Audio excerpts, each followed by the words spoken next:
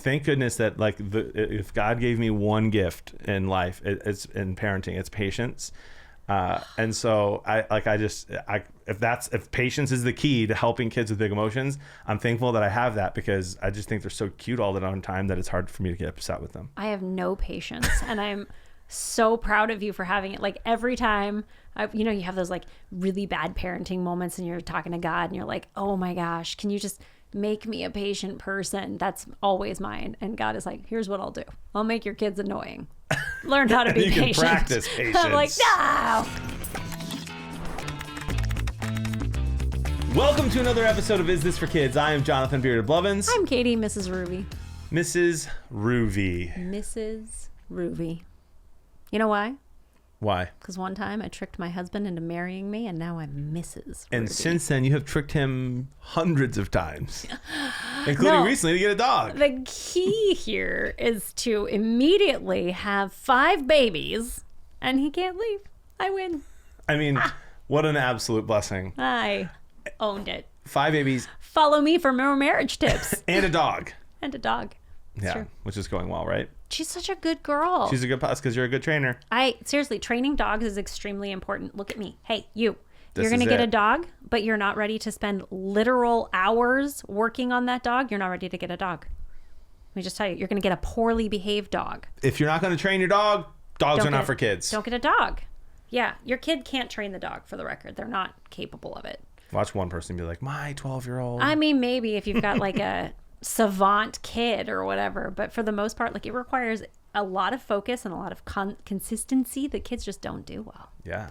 Maybe it's because they have such big emotions. Maybe they're too attached to the dog. We are going to have a fun conversation today, an interesting and a good conversation, a little different than normal. Normally we're reviewing movies, music, some type of media, but today we're going to talk a little bit about parenting through big emotions. Yeah. But first, I have to ask you, what is the craziest thing you've ever done or said as a kid because of big emotions? Okay, I'm defining kid as anybody who lives in their parents' house, for the record. Okay, so you're 19. No, this happened when I was 15, maybe 14. Oh my gosh, my story is a little bit that age too. That's when you get the worst of the big emotions. Let me just tell you. Okay, this is so cringe. Ooh. Okay, so I had this time in my sophomore year of high school where I was just absolutely convinced that I was in love with Joel Thompson. Hi, Joel. Who's Joel Thompson? He's a guy that went in my high school. We were all in theater. Oh, okay. So he's not a famous person. Okay. No. He had a goatee. Oh. Which is impressive. You know, he was a senior. I was a sophomore. And I said to him, I was like, Joel, I need to talk to you. And we went to the park. And I sat across a picnic table from him. I'm like, Joel, I'm in love with you. And he had a girlfriend. Like, what was my problem? Oh my goodness. Like, what was I thinking was going to happen in this conversation? I was an actual child and he was a grown man with a goatee who was about to start college. But me, this very deep, it's so important that I tell you this, because even if you don't reciprocate, it's so important that you know. Fun fact, it is not important that he know. What did he say? He was like, thank you. And oh, that's very nice. He was actually an extremely nice guy. But then years later, I worked at an insurance company, and his mom called in to this nationwide giant insurance company to report that one of her other sons had gotten into a car accident. And I was like, and I had to confirm their address as part of it. And I was like, oh, you're Mrs. Thompson. That I knew Joel in high school. And she's like, oh, what was your name? And I was like, oh, it's Katie Ruvi now, but it used to be Katie Mann. And she was like, oh, you did know my son. And I was like, wait. That tone implies more than was there. But it was really funny. That is terrible. Funny. Oh, I'm so ashamed. By the way, it's insurance. What did I say? It's not insurance. It's insurance. Insurance. No, insurance. Insurance. Yeah. I worked for an insurance company. No. It's just insurance. Where are you putting the emphasis on there? Insurance. Insurance. You're putting it on the sure? Yeah. Insurance. Yeah. It probably is. I have weird emphasis, I've been told. You did it again. Well, that was on purpose. Oh, okay. That was on purpose. That was like small cats. He's mansplaining. That's what people in the comments are going to say. Baby cats. What are those called? Kittens. Yeah, that's how I say it. And people make fun of me for my T. Because kittens. Yeah, or buttons. Buttons. Buttons. Button it up. Button up the shirt. Button up that kitten. I have no idea. Apparently, I think say button it funny. is correct. Anyway, who knows? Okay, craziest. So I didn't know how to answer this because when I was really little, what? Our poor editor is going to be like, what do I even keep from this? Everything. This Everything. is great. It's so People good. want to hang out with us. We're so cool. When I was really little, my dad threw a snowball on accident at my face. Like we were having a snowball fight, and he accidentally hit me in the face with it. Wow. And I don't know what it is. I grew up, and I hate you was like not a thing we said ever. I never said it to my parents in my whole life. I have said it one time to my parents, and it was that day when my dad hit me with a snowball. I looked at him, and I just said, I hate you. And it was pure big emotion. I was hurt. I was sad. My face was frozen, and I felt like he did it on purpose. Yeah. And so I said, I hate you. I ran inside and went up to my room and cried. And I felt horrible. I was after like 2 minutes, I was crying because I said I hate you to my dad, not because he threw a snowball at me. So that's like a childhood example. And when I was like 15 or 16, my mom brought this up at dinner recently. So they were on me about school and not doing well in school. And I got like C's. I never cared. I was just trying to date and like play soccer. Sure. And so I wasn't doing well. And I wrote this whole letter to my parents, which my mom says she still has. And I'm like, can you just throw it away? Like, I don't want to read that. Please don't tell me about it. And I wrote this whole letter. And in the letter, I was just like, I don't need to do well in school because I don't need money like you and dad. I don't need a fancy house with fancy cars. I'm being so dramatic, right? So you know what I wrote at the end?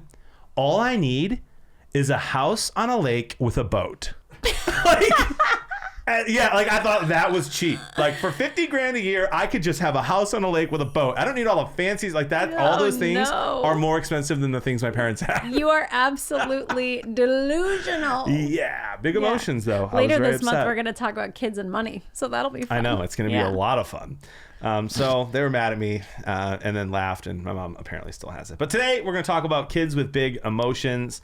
Yeah. Kids being all ages. So some of your kids are a little bit older than mine. Yep. But you have some even younger than mine. Yep. So you'll be able to contribute in a variety of ways because you're an expert. Yeah, and this was actually requested by our ITFK community, by the way. They were like, hey, we love your guys' takes on media, but how about a little bit of parenting? So I was like, yeah. So we're just trying it out. We'll test it out. Let us know what you think. You know, one of the things I learned early on. Oh, by the way, you can just like leave comments on Instagram or YouTube, and we'll read those. And for sure, we could be doing an episode because of your comment, which is cool. So my kids are 9, 8, and 4, two boys and a girl, and I learned, like I did not know, and this maybe seems obvious, but like I didn't know that like kids struggled with handling their emotions, like little kids. And why did I not know that? I don't know. I didn't when I was babysitting kids that age, I was in high school. And so I wasn't paying attention. Yep. And then I'm the oldest of 3. So I never had like nieces and nephews that I was around before my own kids. And so I just never thought about it. When I worked in the church, I was doing middle school and high school youth ministry. And so I knew they had big emotions. But 3, 4, 5, 6, 7, I just thought you could reason with them. Like, so, when you have a 3-year-old, it's like, they're crying for no reason. You can just say, hey, there's no reason to cry here. Yeah. You're okay, kid. And then they would just be like, okay. That's not how that works. That is not helpful. No. They have a ton of emotions, and they're learning how to handle them through the ages of 2, 3, 4, 5, 6, 7, and I guess forever. I'm still working on it, so. Thank goodness that if God gave me one gift in life, it's in parenting, it's patience. And so if patience is the key to helping kids with big emotions, I'm thankful that I have that because I just think they're so cute all the time that it's hard for me to get upset with them. I have no patience, and I'm so proud of you for having it. Like every time you have those like really bad parenting moments and you're talking to God and you're like, oh my gosh, can you just make me a patient person? That's always mine. And God is like, here's what I'll do. I'll make your kids annoying. Learn how to be patient. You can practice patience. I'm like, no, that's not what I meant. Yeah. So I'm not bragging, but like I'm not perfect. Yeah, I've probably flew off the handle like 3 or 4 times where I've like raised my voice to my kids, which is I think kind of impressive. 3 or 4 times in that's really 8, 9 impressive. Years.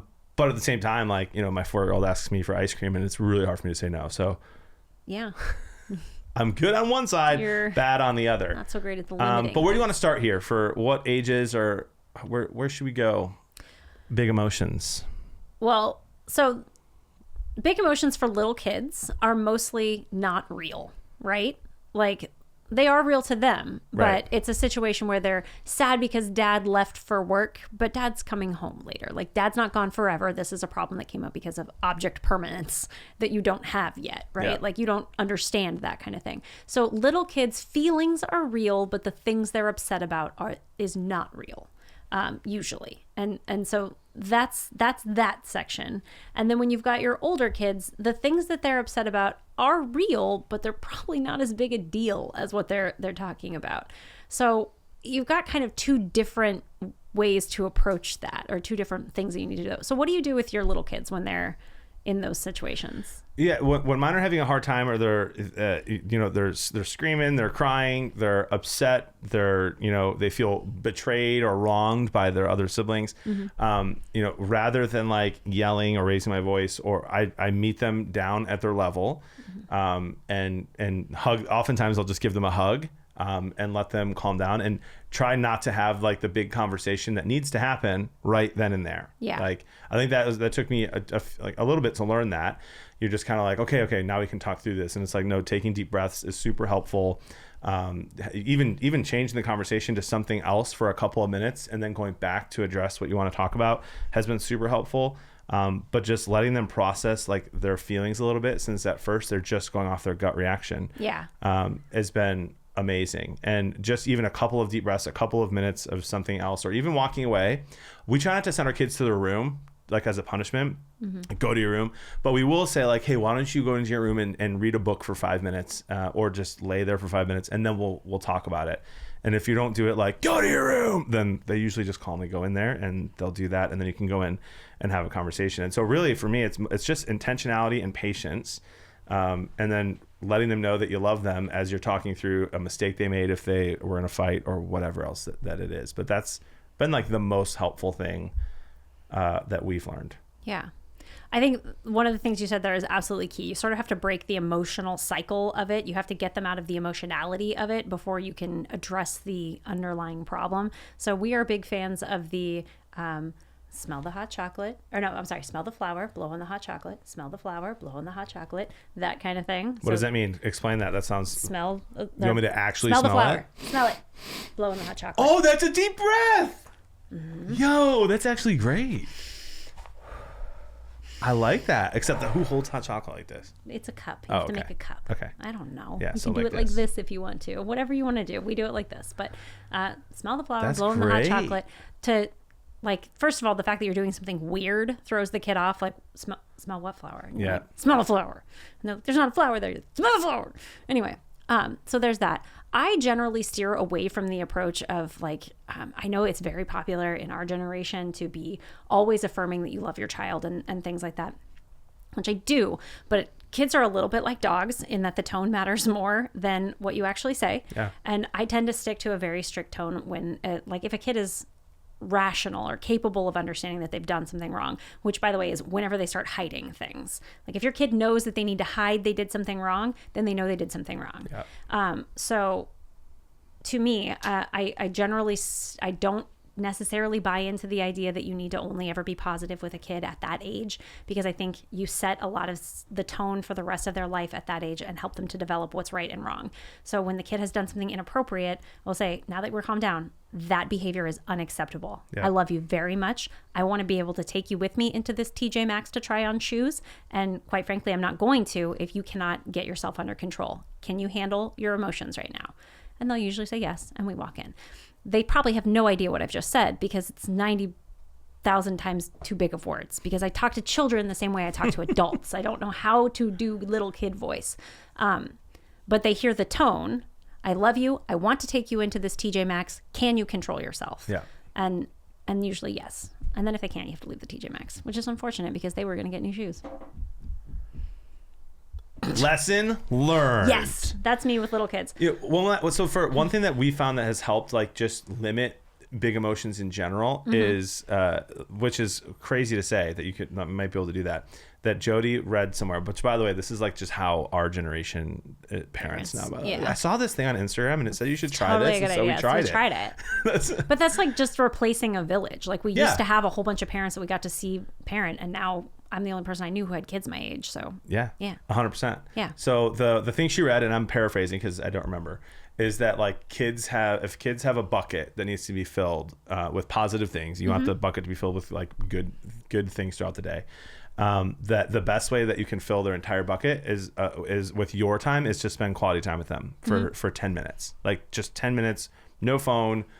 They get to pick what you're doing, and that 10 minutes alone can satisfy their emotional bucket for most of the day. Yeah. And therefore like limit, freakouts and big moments and all that kind of stuff, because they have that, and it's just so important. And when we found that, like when we do that with our kids, and we try to do it as often as we can, it's their favorite thing. And those days are just a lot smoother than the days that we don't do that. So that quality time is huge. It's 10 minutes. Like it really, it's crazy how much they look forward to it. I almost feel like a jerk. I'm like, it should be 60 minutes. Well, but that's the thing is like people, I feel like parents in our generation think that this needs to be such a bigger thing than it is. But something as small as like having a meeting at the beginning, not a meeting, like they're not going to get out of boardroom or whatever, but like to like sit your kids down and be like, okay, it's the middle of summer. Dad's upstairs working. We're going to do this chore, and this chore. When those are done, we're going to go to the pool. Is everybody good? Great. Yep. And like if you've got expectations laid out, they know what they're going for, it's a whole lot easier to parent as long as everybody knows which direction we're supposed to be rowing in. Yeah. Just as long as you don't get into those days where everybody has decided to row in their own direction, and then you have to duct tape them together. Not real parenting advice. I was gonna say, you probably have done that at least once, though. I did once do the get along shirt, where you put, you have to wear the shirt. Put your dad's shirt over two kids, and they have to work together. It did. They thought it was hilarious. They had a great time. The nose to nose we've done one time does not work. Oh, they thought it was at so least funny. For us. But that's way different than nose to nose. That's like more fun. Yeah, we put them in the shirt backwards so that they both had two arms. Because I've seen some versions where like one arm goes out one side, and so they're like side by side. Yeah. But if you do front to back, then they have to cooperate. It's really funny. That is and then they awesome. had a great time. Anyway. So what about as kids get older, Inside Out 2 age, puberty kicks in? Yeah. So my experience is strictly from working with teenagers throughout the last 15 years. Mine are not that age yet. So I want to steer a little bit away from giving too many examples of my own kids, because this is a really sensitive period of time. And the things that they do will embarrass them more than otherwise. Like I always, if I give an example of something that happened with my kids, I've always asked them before, hey, can I share that on the podcast? Is that okay? Having that kind of respect for your teenager is a very important thing in a parenting relationship. But I just want to give you some statistics here. So the biggest problem in Inside Out 2 is unchecked anxiety, right? Yep. Completely unchecked. 61% of Gen Zers, which are people born between 1996 and 2012. So my two oldest kids are Gen Z. Gen Alpha is my other three.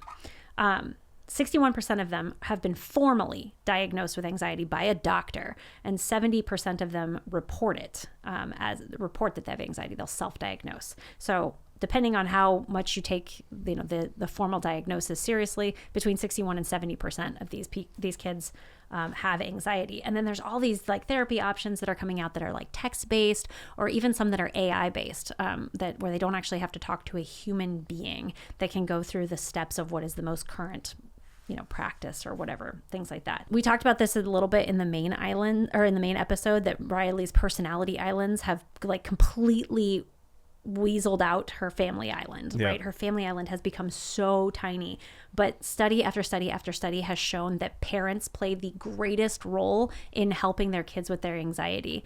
There's even therapists out there who will tell you that if you think your kid needs therapy, don't put your kid in therapy, put you in therapy, because you are going to be able to make a better example to your child. They're going to listen more. Like a kid can't tell a therapist, I think you're giving me bad advice. And they also can't tell a therapist necessarily the truth. They mostly just say what they think they want to hear, right?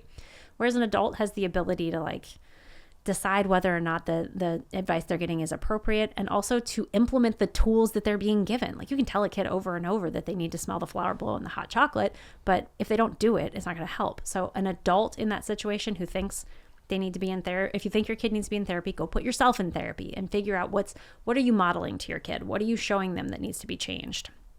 One of the things I was reading, I'm reading this book right now that I'm not sure I agree with In fact, I'm pretty sure I don't agree with most of it, but she does make an interesting point that when a parent looks at their kid and says, all right, I'm going to get you a counselor. What you're telling your kid is that there's something wrong with them and it's too big for me to fix it. Yeah. So that tells them, A, you're broken, and B, I can't be trusted to help you. And that's maybe the wrong message to send. But I don't think that therapy is without use. So I think that would be a great idea for parents to think about doing themselves rather than to their kids. But also, sorry, you can jump in there if you want. No, my kids are not that age yet. We've had Zach. Well, I don't know if I want to just share. Yeah, that. I wouldn't. But I think therapy, it can be very, very good, right? Yeah. Especially for adults.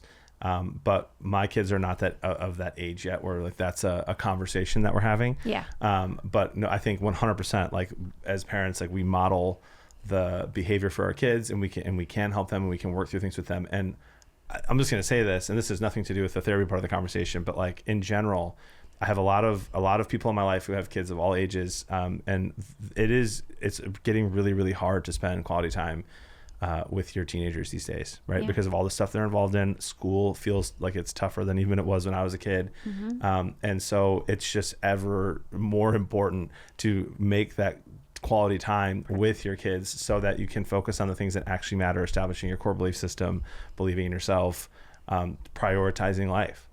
Yeah, absolutely. One of the things that I was thinking about a lot with this anxiety and the way that parents model it, because study after study after study shows that social media is massively bad for the, for the anxiety and the depression of teenagers specifically. People you and my age, our age, what are we? Millennials. We formed most of our belief systems and we went through puberty before social media was a big deal. Yeah. So it's a little bit less harmful for us in our minds to be scrolling Instagram or whatever, but think of it like alcohol, that like if you're an adult, it's okay for you to have a drink or two. You definitely would not be giving it to your child. Right. That's a different scenario. But if your kid is only ever observing you having 5 drinks a night, they think that's normal. So apply that to social media. If they see you scrolling constantly, they think that's normal. That's the behavior that they model. My oldest child was suffering with anxiety for a very long time. And one of the things that I always think about is like, when you have, you don't drink enough water and somebody's like, oh, you need to go to the doctor for the fact that this is whatever. You're like, I know he's just going to tell me to drink more water. Like if you already know the answer, you're not going to go seek it out from somebody. So my oldest child has anxiety and I know that my behavior that I'm modeling is so much more important than anything else in her life. And I am riddled with anxiety at this period in our life. So really very obviously, like I started doing the things that help. I started exercising more. I started eating right. I started, doing those kinds of things. And my kid went along with me on those. She was like, okay, I'm going to go to the gym with you. My gym buddy is my 16-year-old daughter. That's that awesome. Is with me every day in the gym, 90 minutes at a time. And then we have the protein shake afterwards in the subway outside of the gym. It's a lot of fun. But and at the same time, both of our anxieties went away. Like our inability to handle things went down so much easier because we were both modeling the things that needed to be done, or I was modeling it, she was following it. And these are the things that are done to make anxiety manageable, 100%. I am going to agree with you all over. wholeheartedly there. Yeah. Except And you I'm would not like to going have to 5 go bourbons a down. night. No, I'm not going to. I wish. I'm not going to go down a rabbit hole of what I would kind of like to go down. But I really, really do think that exercise and what we eat is really, really important for this. 100%. I really do. And so I've been making a ton of changes. I'm down a bunch of weight since January. I fit in a shirt last week that I have not fit in. I actually never fit in it because when they sent it to me, it didn't fit. Nice. And now it does. And so I'm feeling better. I'm less anxious. I'm someone who never really struggled with anxiety before, but like in the last few years, it's been, I've just been a lot more stressed out. And I mean, getting the right amount of sleep, eating well, and exercising. Obviously there are people out there who have legitimate diagnoses that they need to, that's great for sure, understood. But I do like to say that 70% of America, of Gen Z are self-diagnosed with anxiety. I mean, I don't even know the numbers for adults, but I know it's probably higher than ever. Mm-hmm. Those 3 things, like sleeping, eating well, and exercising, just, you have to start there. You have to try. Yeah. And I can feel somebody in our audience about to be like, well, yeah, if you don't have a real, like if it's just like a little bit of anxiety, like people very much like to say that this is not a thing that they can do. And that lack of agency makes people feel helpless. So I know you hate it when I do this because it makes you uncomfortable, but like, I don't have a little bit of anxiety. I was in poverty as a child. I was literally abused. Someone went to jail for my childhood. I can tell you that this does more for me than anything else. Being in control of my diet, being in control of my exercise, and taking care of my body. It's sort of like going to the doctor and being like, I don't understand why I have lung cancer. Yeah. Like, you have to get that base stuff under control, you know? Yeah. I'm gonna sound like a crazy TikToker. But yes. Like walking in the sun, outside. I mean, it's just like, there's so many things you can do that are wildly helpful, and like your kids will follow. So yeah, get a dog and take it for a walk 3 times a week with your kid, or a day, not a week. That would be insane. And then name the dog something wildly confusing, like maybe. You know, there are 2 kinds of people in the world, John. The people who recognize that as an Arrested Development reference, and you. I know, and me. Okay. Why do I wish you spelled that MAY space BEE? You and a guy in my chat as well. Yay! I'm not alone. Max Peck really wants us to call it that. All right. Well, hey, if people liked this episode, what should they do? They should go to isthisforkids.com or check us out on YouTube or Instagram. Like, subscribe, comment. Definitely comment. This is like a deviation from what we normally do, so we kind of want to hear what your thoughts are. Yeah, let us know. And you could have an episode based on your question. You know, there's just so many things out there for us to wade through as parents. I'm Jonathan Beard of Blevins. I'm Katie, MrsRuvi. And you know what? We're just going to have really fun conversations all the time, but this is also the podcast you know as Is This for Kids?